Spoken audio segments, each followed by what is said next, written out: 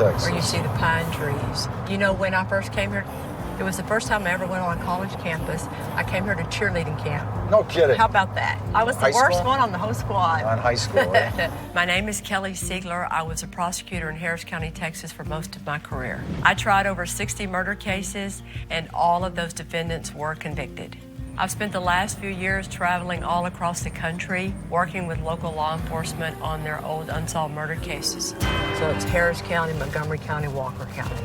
Walker's where we're basically working on the case. Walker County, it's the prison capital of Texas. I'm thrilled to be back and looking into a case that I remember hearing about when I worked at the Harris County DA's office. The 1991 murder of Mary Jane LaFleur, a 35-year-old wife, mother of 2 young boys, and an employee of TDCJ, the Texas Department of Criminal Justice.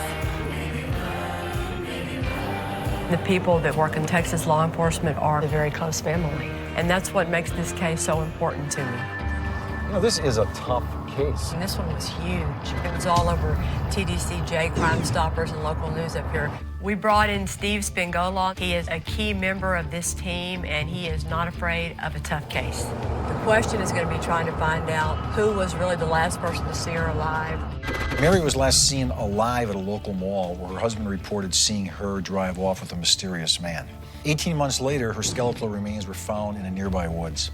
The mystery man quickly became a suspect, but so did the husband, Larry, who also worked at the Texas Department of Criminal Justice. He's the guy that decides, based on interviewing convicts, where to place him in the whole state of Texas, and he's respected. No one wants to think that one of our own could do something like that. But not only is Larry a problem, we've got sex offenders, we've got people who have committed violent crimes, we've got people that would rat on their own mother for a day in Disneyland here. One of the suspects in this case is a violent sex offender. I spent my career interrogating some of the worst criminals in this country, including Jeffrey Dahmer. So that's where I want to focus my attention this week. This is the kind of case that makes you crazy. You read about those little boys growing up without their mom, how it's affected their lives drastically. One of the key reasons this case went cold was because there was no murder weapon, there were no fingerprints, there was no physical evidence. If this case is going to be solved, it's going to have to be with circumstantial evidence, which is not easy. But as a former prosecutor, those are the kind of cases I dealt with every day. For me, you know, she's a cop. Call her a prison guard, a corrections officer. She's got that DNA in her. And this should be solved. It has been 16 years and still no answer. Police consider her killing a cold case. Years later, the case is still unsolved. I've chosen cold cases from across the country and teamed up with the best detectives to solve them. We're more determined than ever to bring justice to these victims.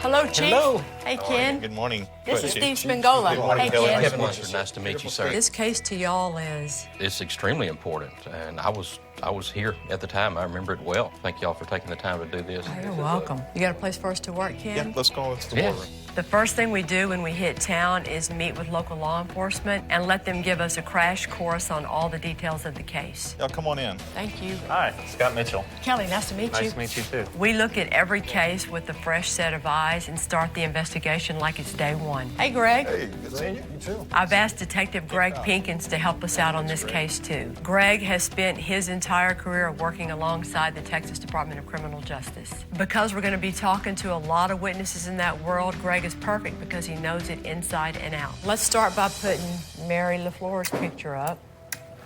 And she grew up where? In Greenville, Mississippi. Did school bring her to Huntsville? She followed Larry in the late 70s. Okay. Everybody's always talking about her smile. Mary Jane LaFleur was a wonderful person, and all of her friends have said that she's very caring, very compassionate, very considerate, life of the party. And they truly, to this day, still miss her.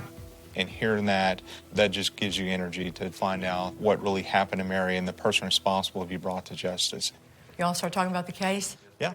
Huntsville is a smaller community, and it's driven by TDCJ, the Texas Department of Criminal Justice. That's the major workforce here. Mary Jane LaFleur was a sociologist at TDCJ. She was actually a supervisor And her husband, Larry LaFleur, is also an employee at the TDC unit. On July 19th of 1991, the kids, Marcus, who was 12, and Brandon, who was 8 years old at the time, called Mom, and Mary said, I need to go by the mall. Larry gets home, and he's surprised that his wife has not showed up. He goes, look, I'm going to go check to see if she had any car trouble. He gets to the mall, finds her vehicle, so he cranks the car up, makes sure that there's no problems with the car.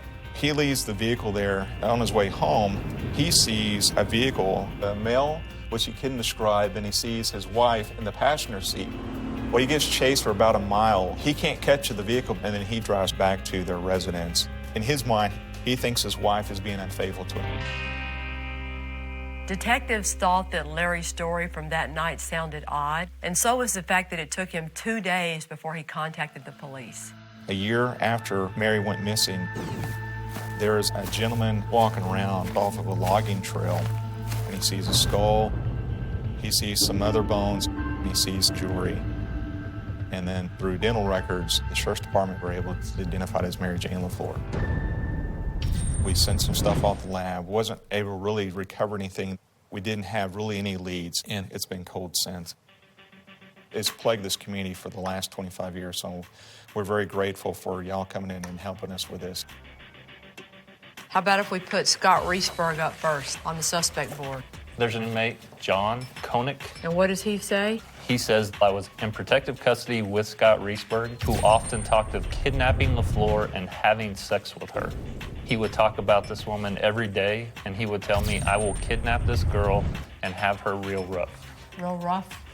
All right. Scott Reesberg was a convicted sex offender who served time in the Gory unit where Mary worked. He was out of prison at the time of Mary's murder, and according to another inmate, he had a dangerous obsession with her. Okay, let's put Mary's husband up on the board. Let's start with the relationship. Bad marriage? Larry's actually having an extramarital affair with a coworker. She and Larry get busted, and Mary lets Larry have it. Mary is actually having an extramarital affair as well with Charles Patrick Murphy, who works underneath her. Patrick Murphy says, it ended about November 1990 when Larry confronted me. It only ends around 6 months before all this happens. Larry and Mary caught each other having affairs, which led to some nasty confrontations. And if Larry thought that Mary was having another affair, whether it's true or not, that might have been Larry's motive for killing her. Larry actually did a polygraph. He is deceptive on the polygraph that deals with, do you know anything about Mary's disappearance? Did you have anything to do with her death? Do you know where she is now? Okay. Polygraphs are not always accurate, and they are not admissible in court. But Larry's results make you wonder whether or not he was just nervous or was he hiding something. After the body's discovered, he does not want to cooperate again. Wouldn't you be calling every day if your wife is missing? Hey, what's going on? But he's never been knocking on your door, No, calling? he's never shown up. Never called PD. We need to be thorough and treat this case like it's a fresh case. So moving forward, we need to try and talk to every single witness. We need to re-interrogate the suspects and hopefully uncover enough evidence to try and bring criminal charges against whoever killed Mary Jane. We also have to be careful to try and not let our suspects know that we're looking at this case again. We don't want them to prepare their responses, and we sure don't want them to head out of town.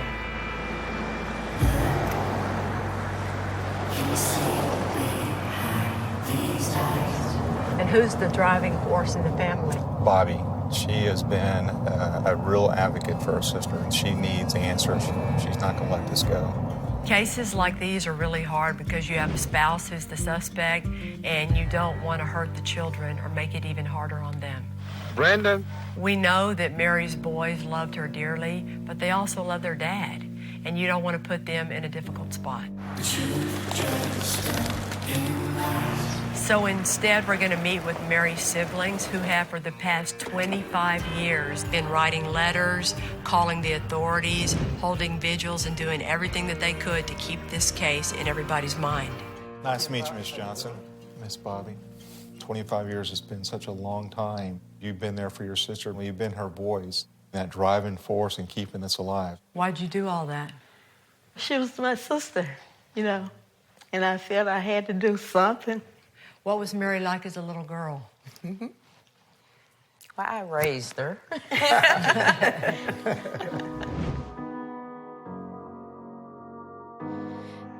There's an empty space left in your... The main thing I remember is that my father would drive a pickup truck, and Mary would stand beside him on the shoulder. That's where she would ride. And, you know, he was not a slow driver, believe me. It was before seat belts or anything. And she never failed, not one time. I miss the beat of your heart, but you ended right where I started. She was just a good person, and she loved playing with her kids. They were just her whole life. So she goes missing in 91, and then y'all get the word that she was found in 93. What kind of effect did that have on y'all? Devastating. Yeah, it was devastating. And my mom, when she heard it, she just screamed. You know, it was just terrible, you know, for a family to have to go through this. You know, it just devastated us. I mean, what did she do to anyone to cause her to be murdered? You know, she was a nice person, a friendly person, and it just hurt. It hurt so bad. It's almost too much now to talk about it. Bobby told me that my mom cried every day for 3 years until she got sick with cancer. If you ever heard of grieving yourself to death? She really wanted an answer, but unfortunately she passed before we can give an answer. Okay. And 25 years has been hanging over your head. It's been heavy on your hearts. It's been heavy on our community's heart. We're going to do everything we possibly can for y'all to get y'all some answers. Okay. It was wonderful meeting y'all. Thank you. Miss Bobby, God bless you. Stay strong for these ladies this week, Okay. okay?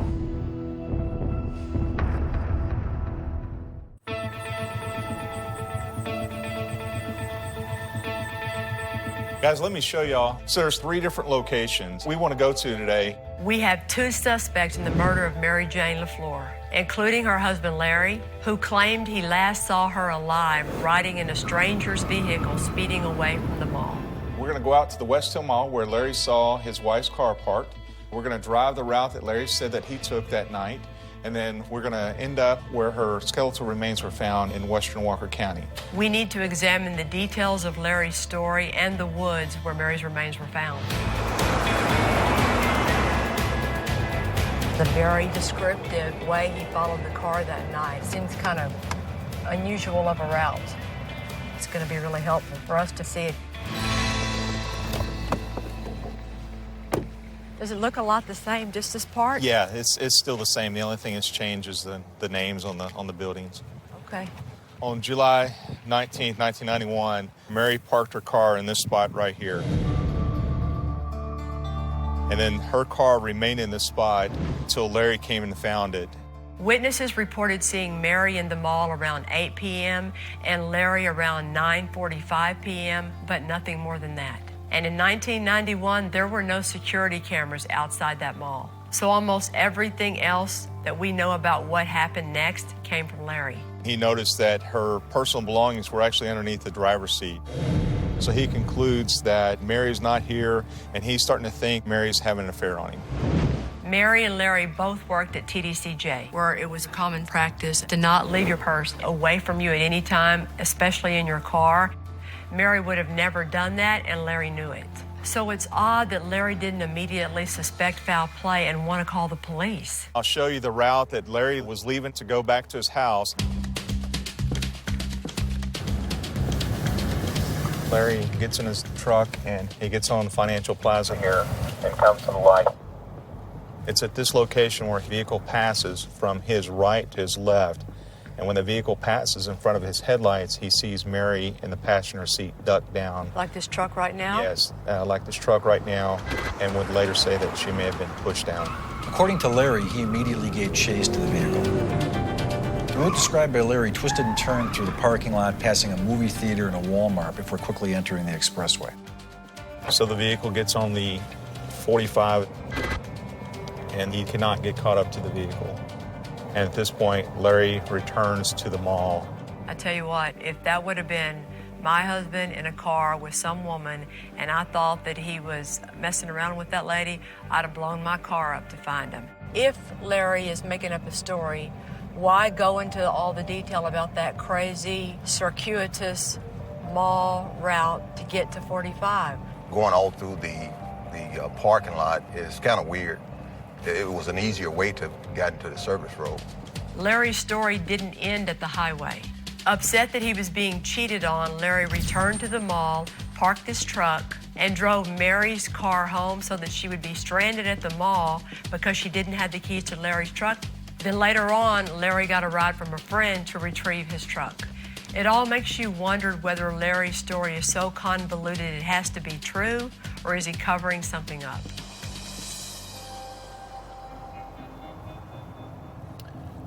Yeah, I just don't think you would find a location like where we're going to just at random. No. You had to have known about this before. It's time to examine the location where Mary's remains were found 18 months later. The woods about 10 miles from the mall. The police believe that this is where Mary's body was dumped, but she may have been killed elsewhere. You remember this road back then, huh? Yeah, it was not a whole lot different. The bones would have been off to our left between the highway and this logging road. Scattered over, you said about 50 about yards? 50 yards. Dang, how'd y'all find anything? You found teeth and little bones? And luckily, most of the teeth were still in the lower jaw and the upper jaw. And all of her jewelry was right there close to? Yes, which indicates to me that the body was left there decomposed. And did it look like anybody tried to bury it or cover it up or anything like that? No, it appeared to me that it was just laid on top of the ground. The medical examiner was unable to determine Mary's cause of death because of the advanced decomposition and because of the scavenging of animals. But with her jewelry found nearby, it's clear that the motive was not robbery. One thing we do know is that nothing came back positive for any kind of blood trace evidence. But the fact that it's been in the woods a year and a half, the degradation from the humidity and the rain and that takes care of all that. The elements, that would have washed it away. Okay. Unfortunately, there was no DNA or physical evidence or anything that connects either of our suspects to the scene where the body was recovered. But lack of physical evidence is pretty routine on a cold case. If we had physical evidence, they might not be cold.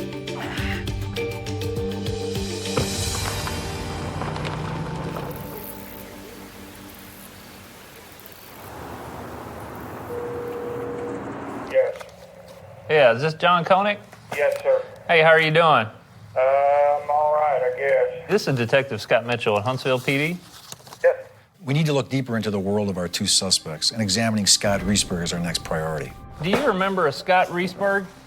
Yeah, I remember him. John Koenig is an ex-con with the nickname of Yak. I'm not sure if that's because of the way he smells or because he constantly opens his mouth. But at one point, he was incarcerated with Reesberg, and he told the police that Reesberg was obsessed with Mary. I didn't like his demeanor toward and his ideas toward women. I just didn't like it. He was infatuated with one of the women there on the unit. She was part of the staff. LaFleur? Yes, sir. Mary LaFleur. At certain times of the day, when he knew that she was going to be walking down the hallway, he would always look through the vent and try to get a look at her and whatnot. Okay. She wound up missing one time, and that's the first thing that came to my mind was him. I immediately told the warden there that he had this infatuation about her. Would you ever send a letter to try and get, I guess, a reduced sentence on anything? No, sir. You always need to be skeptical when dealing with a jailhouse informant because they're always interested in making a deal to help themselves out. But according to the case file, Koenig wasn't offered any type of a deal to volunteer this information to the police. So we need to take a very close look at his prison mate, Scott Reesberg. I do distinctly remember him saying if he could not have her, that he would kidnap her.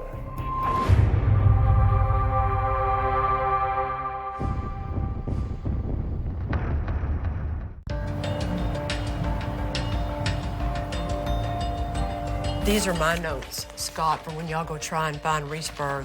Okay. I tried to highlight every time it's mentioned in your report, anything having to do with him. We've still got two suspects in the 1991 murder of Mary Jane LaFleur, and hopefully neither one of them have any idea yet that we're reinvestigating this case.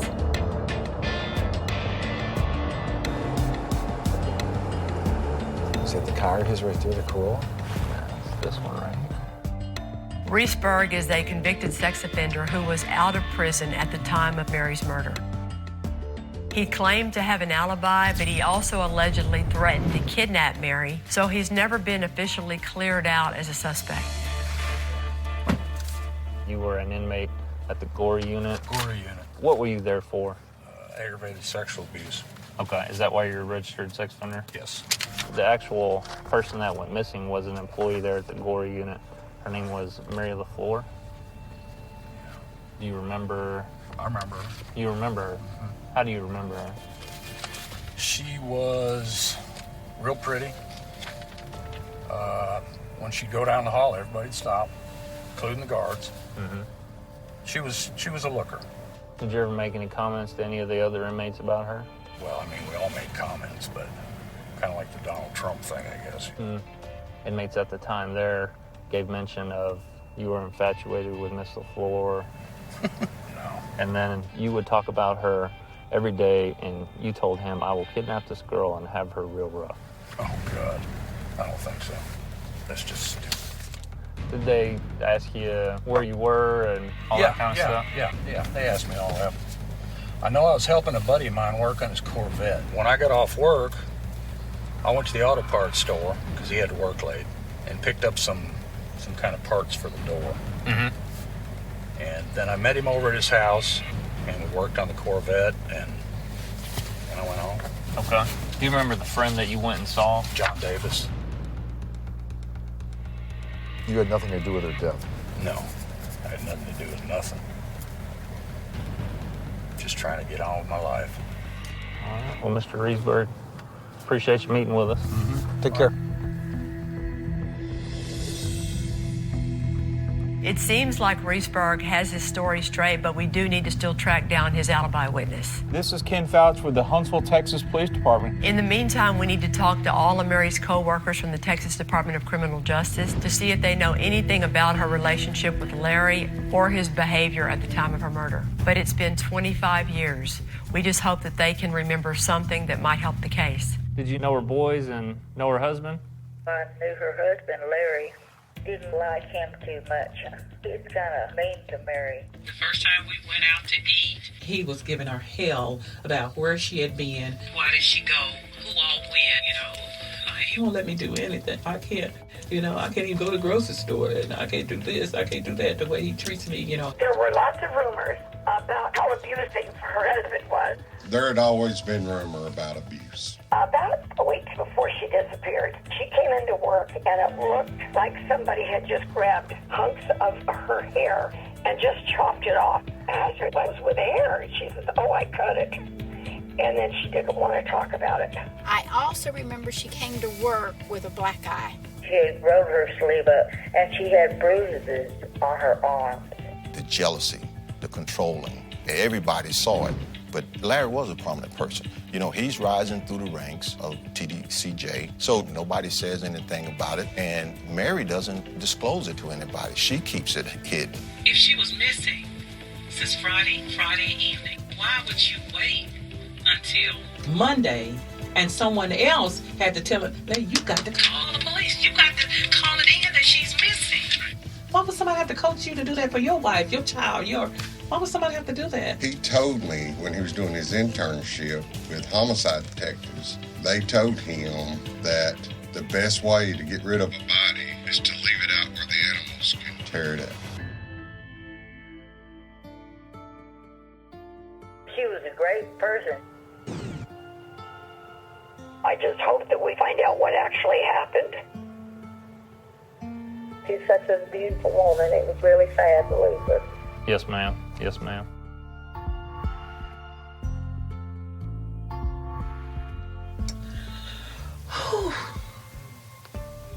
It shouldn't happen to anybody, but you would just have to know her.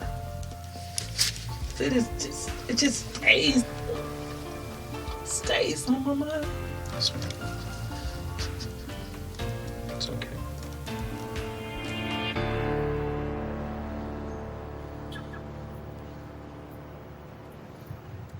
Miss Spiller, I appreciate you coming down here. You are welcome.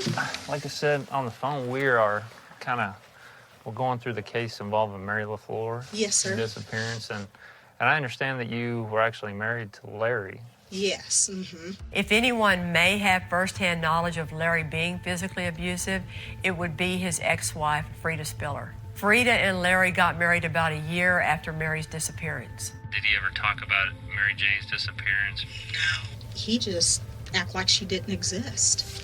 Okay.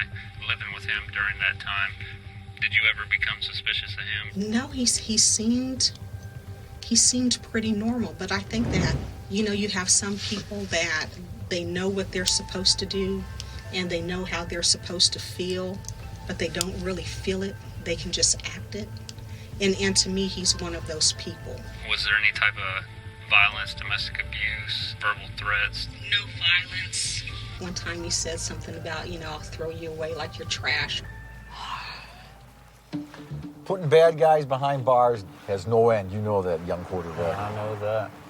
You don't take this wrong, but you're lucky you got a badge in your pocket the way you drive, We finally tracked down John Davis, who was the alibi for Scott Reesberg on the night Mary was murdered.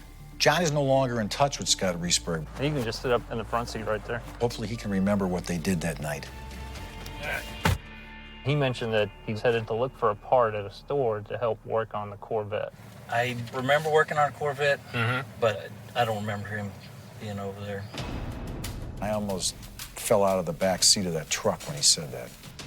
Is it possible he was there, or you just don't?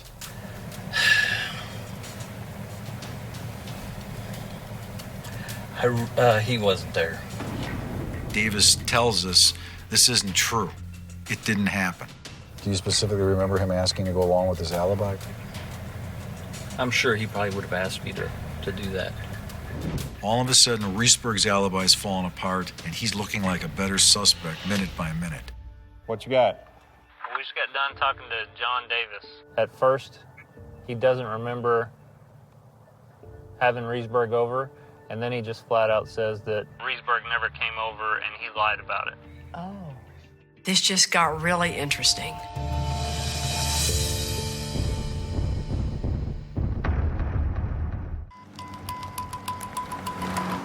When the detectives come out there and talk to you, you said it was in front of your kids. Yeah, they were all sitting around listening to the whole thing. Our suspect, Scott Reesberg's friend, just contradicted his alibi. And now things are getting really interesting because Reesberg just called the PD. Now he's saying he wasn't with a friend that night, he was having an affair. So when the detectives come talk to you at your house in front of your kids, you tell them that you were with John Davis. You were actually with Catherine. Yes. And y'all were probably at a local park or a hotel, or do you remember exactly? No, we were at the park. Y'all were at the park in Deer Park. I didn't want to ruin my marriage. I really wanted to get that off my chest when y'all were here the other day. Reesberg said he felt guilty for lying, but his credibility is now hurt. What are the chances Catherine's going to remember Reesberg back in the day? Well, she better remember screwing him. While we work on locating this Catherine lady, we need to keep digging for other information about our suspect, Larry LaFleur. We're about to be there. The windows are up. We know Ron Petrowski talked to Larry the morning Mary was reported missing. Do you remember Mary? Best supervisor I ever had. He may have some insight into Larry's behavior and why Larry waited so long before he called the police. He told me he had gone to the mall sometime Friday. He saw her sitting in a truck, and then they drove off. He followed them down 45 to somewhere around New Waverly. To New Waverly. He told me he was getting low on gas, and he turned around and he came back home. Okay. You remember the low on gas part? I remember that. I remember that story just like it happened today. Okay.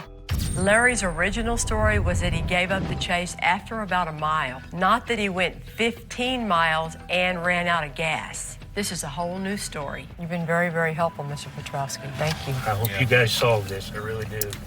This is the type of inconsistency you were always looking for in a circumstantial case because the truth doesn't change. I think we just made the point of why you go back and talk to everybody all over again. Yeah.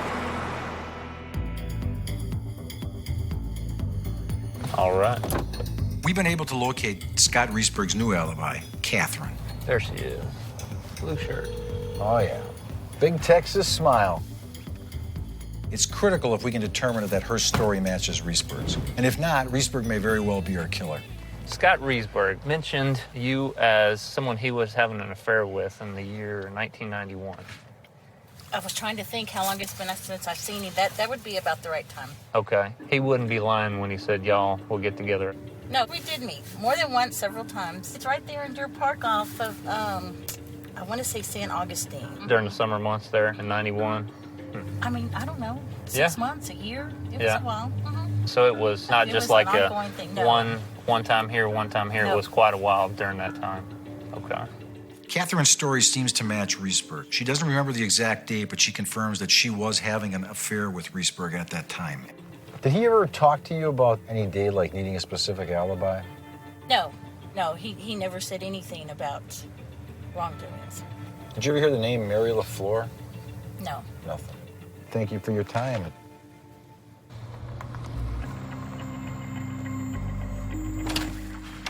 Hey, look what the cat drug in. Hello. Y'all are back fast. What does that mean? She definitely had an affair with Riesberg during the summer of 91.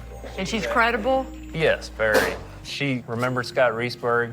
They had an affair. They would meet at the park there in Deer Park. So you're all good with Riesberg and his old alibi is now a new alibi? Yes. You're good with it? I'm good with it. And you're good with it? I am. Great. After 25 years, Catherine might not be able to recall that exact night, but she is a better witness than we expected. And it makes sense that Riesberg might have initially lied to the police to keep his affair a secret. I think we can cross him off of there. I don't believe he's a viable suspect at all. I would agree with that.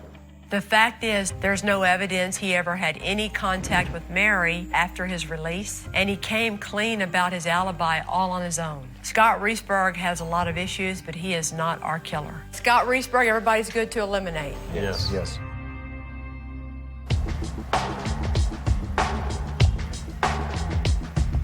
It feels great to clear a suspect, but we still have work to do if we're going to prove that Larry LaFleur killed Mary. We need to talk to her ex-lover, Pat Murphy, to see if he possibly knows anything else about this case. Mary was really my best friend. Even though she was my boss, we were best friends. So. What did Mary share with you about her personal life? Larry was a pretty temper-wise person, I guess. What does that mean? A lot of anger and jealousy and stuff like that all the time. She just told me that he said, "You'll never leave me." I'll never let you go. He said, "I'll never let you go." There you go. I mean, I guess he had threatened her, and she told me some stuff like that. The day he found out he had choked her that day. She came back from lunch and told me about it. She actually had a scarf on. He choked her during her lunch period. He choked her during her lunch period. Whoa. You remember what she said? She just told me, said, "Larry thinks we're doing this and that, and he's very angry." And I said, "What I need to do?" And she said, "He's mad," and she said, "That's why I got this scarf on." And she had marks on it. We've heard rumors about Larry's physical abuse, but Pat Murphy is the first witness we found who can say that Mary told him those bruises came from Larry. Did you actually see the injuries? Yeah. She uncovered, she was in off. She didn't want everybody to know, I guess, and see it, but she showed me a couple. Think about that.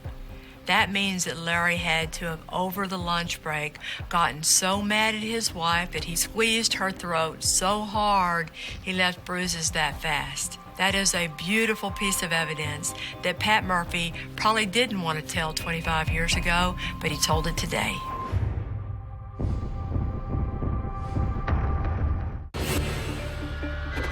Ready to rock and roll? I am ready. Let me get Larry's statements. We've talked to almost everyone in our suspect Larry LaFleur's world and have tried to keep him unaware that we're looking into his wife's murder. Now it's time to talk to Larry. He spent his career in law enforcement and he knows his way around interrogations. But our hope is to catch him as off guard and unprepared as possible. Wait a minute. He just pulled in. That's his car. That's Larry right there. We know Larry just got off of work and headed to the grocery store. Greg and Ken are going to intercept him there. How about we go meet Mr. Larry? Let's go say hello. Hey, Larry. How you doing? Fine. Hey, I want to visit with you about your wife's disappearance. Sure. I'll have about a week. Okay. So, Is there anything that we need to know about that night? No, because as I remember it from that long ago, that's the way I remember it today. Okay. And you can remember the truth. A lie you can't. Yes, sir. He's calm. You and your wife ever having a physical confrontation? Never. She showed a coworker bruising her neck. I never laid my hands on Mary. You ever remember Mary going to work with her hair all pulled out? No. But there were people that saw her with her hair all pulled out. I don't believe that. Whoever told you that was telling a lie. You know what's funny to me? Everybody in the state of Texas is lying except Larry. Well, Larry's not lying. This guy is just a flat line. He's not shaking. None of that registered. He's not dry mouth. He's not blinking. Larry knows all the signs to look for: inconsistent, tense, nervous, stuttering. He's a master of interrogation himself. He is calm and confident. I didn't have anything to do with this. That's why I keep trying to tell you. How sure are you? I'm very sure. I'm 150, 200.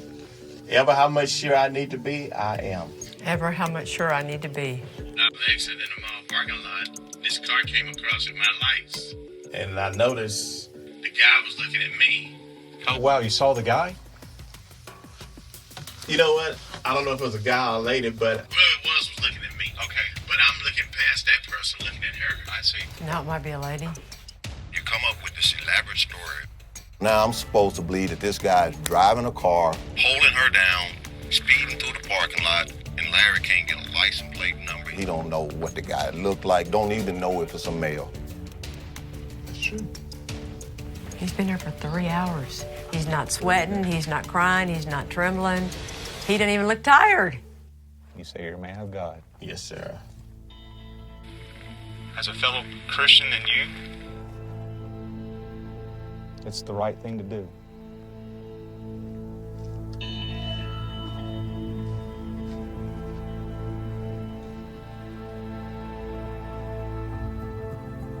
Finish. All right. Ken and Greg spent 4.5 hours in the interview room with Larry LaFleur. Larry LaFleur is maybe the best that I've ever seen. We're going to go down memory lane some 25 years ago. Larry LaFleur. Oh, Lord. Oh, Lord. We have a lot of good evidence against Larry, but you always want more. Tell me what you know. And in a cold case, as frustrating and tedious as it might be, you have to talk to every single witness. We have one last name on our list, a co-worker of Mary's named Tony Garcia. I went over with several of my friends to his house, and he just seemed too upset. What day you think y'all would have went over there? It was like the next day, or maybe Sunday. Well, it was weird. He had cleaned up her car. You know, he had detailed it big time. You saw that with your own eyes?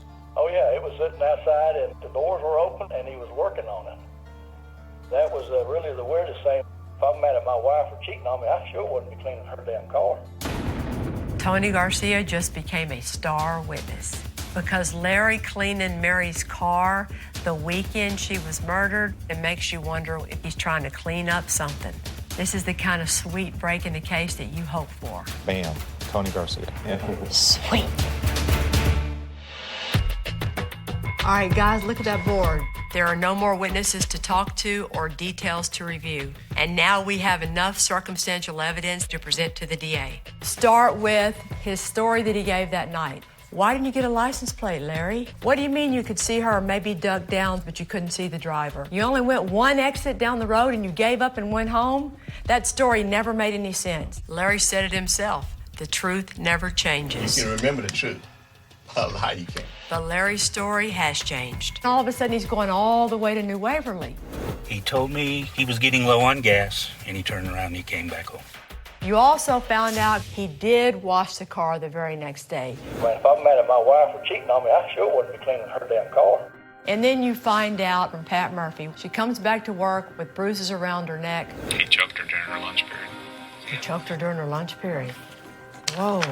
She said, he's mad, and she said, that's why I got this scarf on, and she had more or something. All the other little things that you found that we have up here on this board. Larry's strange story, his delay in calling the police. Why would you wait until Monday and someone else had to tell her, Larry, you got to call the police. You got to call it in that she's missing. The physical abuse, the bruises, the washing of Mary's car that weekend. It's all evidence that the district attorney needs to hear. What are you thinking, Scott? We can present a case to him that he can agree with. I think it warrants moving forward. Y'all go tell him. Let's do it. All right.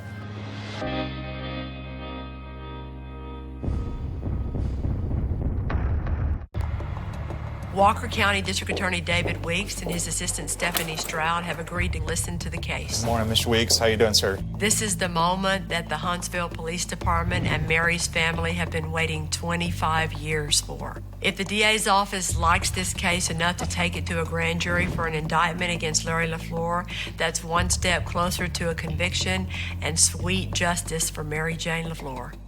I think it warrants going to the next level. What do y'all think? Well,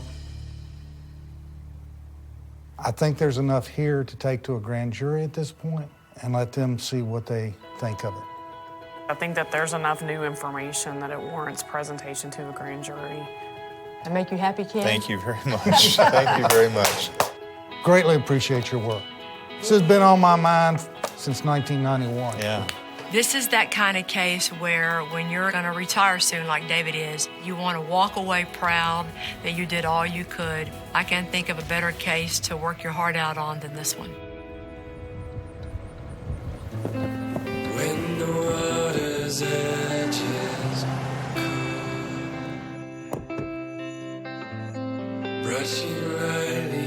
Hello. It's so wonderful to walk into that family meeting who's been waiting so long and to finally be able to give them good news. Earlier this morning, we met with the district attorney's office here, and we presented the case.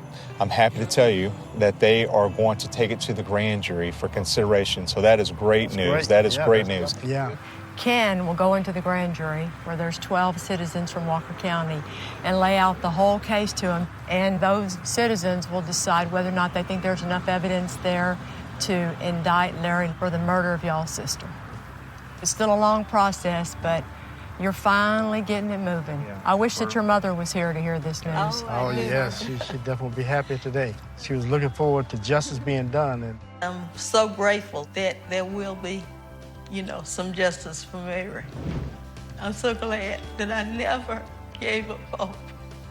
After a long, long time, 25 years, that something is finally being done, thanks to you all. It's so nice to know that tonight Mary's family can finally go to sleep, knowing that after 25 years, the road to justice has finally started.